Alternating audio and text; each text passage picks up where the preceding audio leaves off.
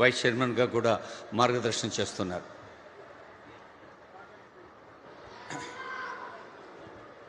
అందరికీ నమస్కారం. ఈరోజు ఈ శుభదిన సందర్భంలో ఒక కొత్త నగరాన్ని నిర్మించాలని ఆలోచన చేస్తూ అనునిత్యం 2.5 సంవత్సరాల నుంచి మరో దశకి అడుగులు వేద్దాం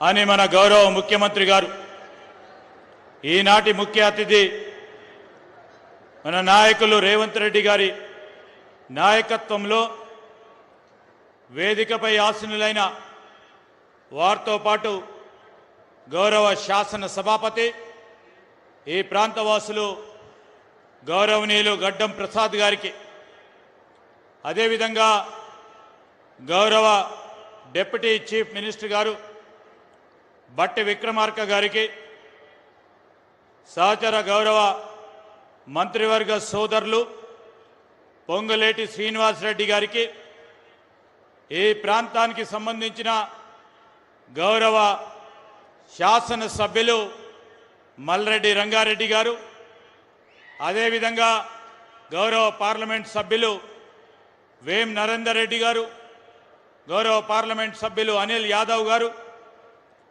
గౌరవ వేదికపై ఉన్న గౌరవ శాసనసభ్యులు కసిరెడ్డి నారాయణ రెడ్డి గారు, కాల యాదయ్య గారు, సోదరులు శంకరయ్య వీర్లపల్లి గారు, అదేవిధంగా మనోహర్ రెడ్డి గారు, సోదరులు నవీన్ యాదవ్ గారు, రాజ్ ఠాకూర్ గారు, ప్రభుత్వ విప్ శాసన మండలి సభ్యులు అద్దంకి దయాకర్ గారు, ఈ ప్రాంతవాసులు మాజీ మంత్రి గారు, శాసన మండలి ప్రభుత్వ చీఫ్ విప్ సోదరులు గౌరవనీయులు మహేందర్ రెడ్డి గారు, అదేవిధంగా ఈ ప్రాంతాలకు సంబంధించిన చైర్మన్ సోదరులు ఫహీం గారు కానీ, ఈ ప్రాంతం నుంచి ఈరోజు ఆనాడు కూడా ఈ ప్రాంతవాసుల పరంగా పోరాటం చేసిన పెద్దలు, ఈరోజు అగ్రికల్చర్ కమిషన్ చైర్మన్గా ఉన్న కోదండరెడ్డి గారు, అదేవిధంగా ప్రభుత్వ సలహాదారులు పెద్దలు గౌరవనీయులు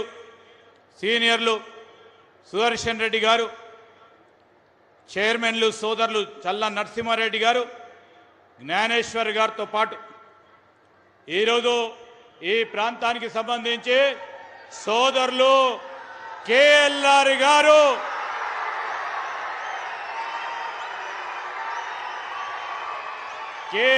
గారు, అదేవిధంగా ఇబ్రాహీంపట్నం మహేశ్వరం ప్రాంతాలకు సంబంధించిన మా నాయకులు, మిత్రులు, అక్కలు, చెల్లెలు, అన్నలు, తమ్ముళ్ళు, పాత్రికేయ మిత్రులందరికీ నమస్కారం. 2 మాటలు మరి పెద్దలు మాట్లాడేది ఉంది. ఈరోజు ఈ ప్రాంతానికి వన్నె తెచ్చే విధంగా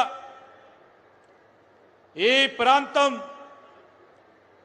ఒక అధునాతనమైన అంగుళాలలో ఒక ప్రఖ్యాతిగాంచిన నగరంగా రాబోయే తరాలు చూడాలని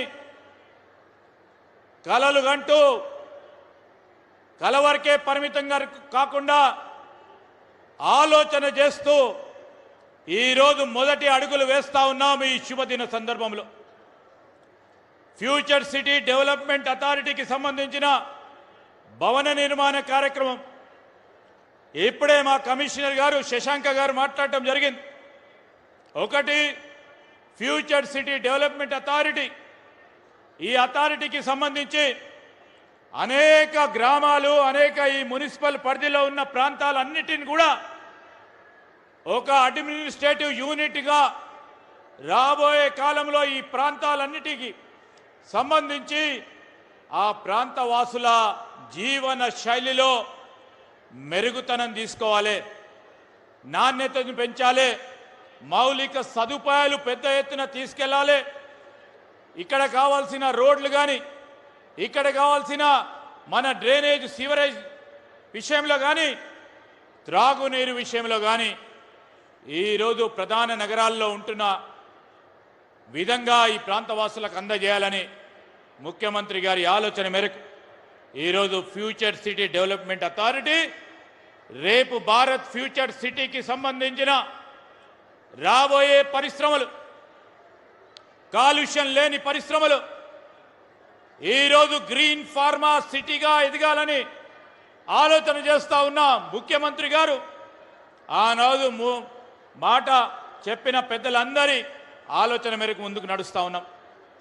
ఈరోజు ఈ ప్రాంతం ఈ విధంగా డెవలప్ చేయాలని, ఈ ప్రాంతాలకు సంబంధించిన, ఈ గ్రామాలకు సంబంధించిన మా అక్కలు, చెల్లెలు, అన్నలు, తమ్ములందరూ కూడా మీరందరూ కూడా త్యాగం చేసి, త్యాగానికి ఆనాటి ప్రభుత్వం సరి అయిన విధానంలో నష్టపరిహారం ఇయ్యలేదు.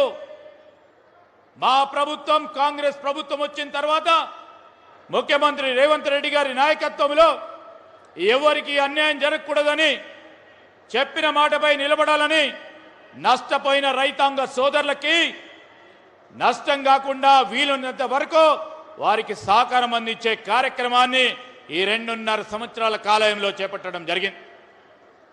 ఈరోజు మనం ప్రక్కన హైటెక్ సిటీని చూస్తా ఉన్నాం.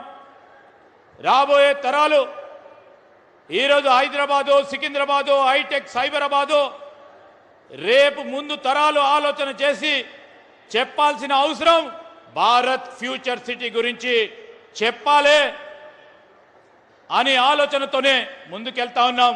మీ అందరి ఆశీర్వాదం కోరుతూ ఈరోజు పారదర్శకంగానే ఇక్కడ యంత్రాంగం కానీ, రేపు రాబోయే కాలంలో కాలుష్యం లేని పరిశ్రమలు కానీ, నెట్ జీరో సిటీగా అంటే కాలుష్యం అతి తక్కువగా, కాలుష్యం లేని ఈ ప్రాంతంగా నెలకొల్పాలని ఆలోచన చేస్తా ఉన్న ముఖ్యమంత్రి గారి ఆలోచన, మా ప్రభుత్వ ఆలోచనకి మీరందరూ కూడా హృదయపూర్వకంగా మరి ఆశీస్సులు పలకాలని మా అక్కలను, చెల్లెలను, అన్నలను, తమ్ముళ్ళందరినీ కూడా కోరుకుంటూ సెలవు తీసుకుంటా ఉన్నాం.